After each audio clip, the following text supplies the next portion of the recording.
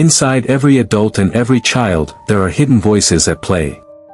Eric Berne, the founder of transactional analysis, described these voices as ego states that shape how we think, feel, and behave.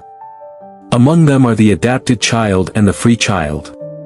Sometimes it's the child that obeys, adjusts, and tries to fit in. Other times, it's the child that laughs, plays, and expresses freely. Understanding these two states is not only important for our personal growth, but also for how we raise and understand our kids. If we recognize these patterns in ourselves, we can guide our children better, allowing them to grow with balance and awareness. In Berne's model, the adapted child is shaped by rules, expectations, and outside pressures. This part helps us adjust, follow rules, and live peacefully with others. For example, a child in this state learns to say, "thank you," to sit quietly in class, or to complete homework on time. As adults, we may show this state when we hold back opinions to avoid upsetting others, or when we apologize even if we've done nothing wrong.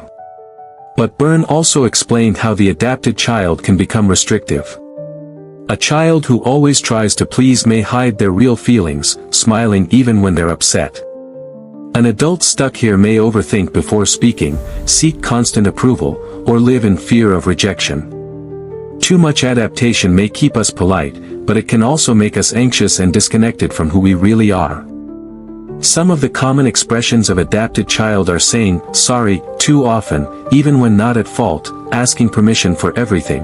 Is it okay if I do this? Following rules blindly, even if they don't make sense, hiding true feelings, smiling while upset, trying hard to please parents, teachers, or bosses, avoiding conflict at any cost, as children, sitting quietly even when they want to play, or doing homework only to avoid punishment, as adults.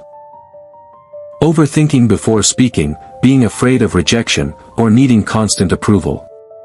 The free child, as Eric Berne described, is spontaneous, playful, and curious. This is the part of us that laughs loudly, dances without worrying how it looks, and asks endless questions out of wonder. As children, it shows up when they run around and play, invent imaginary games, or express emotions openly, crying when sad, hugging when happy. As adults, we may feel it when we joke with friends, enjoy a hobby, or follow a passion without worrying about judgment. But Berne also warned that when the free child goes unchecked, it can become reckless. A child might break rules just for fun, ignore boundaries, or refuse responsibility. An adult may act impulsively, chase pleasure without thinking of consequences, or avoid discipline altogether.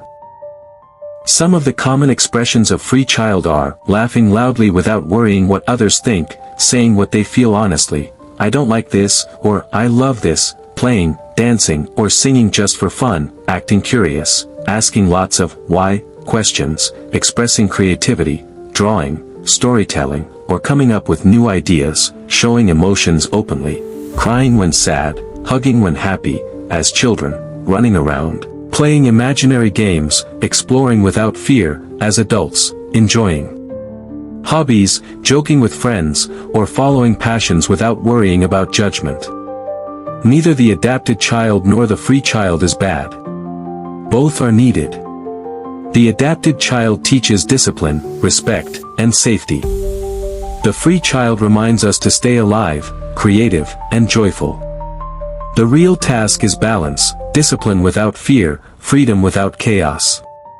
As parents, teachers, or simply as adults reflecting on our own growth, we can ask ourselves, am I saying yes because I truly want to, or because I fear disapproval? Am I giving my children space to play freely, or am I only teaching them to obey? When we balance these voices, we nurture not only healthier children, but also a more authentic version of ourselves. This is the journey into self, understanding the adapted and free child, as Eric Berne described, and guiding the same balance in our children. So, which child is speaking louder in your life today, the one who adapts or the one who is free?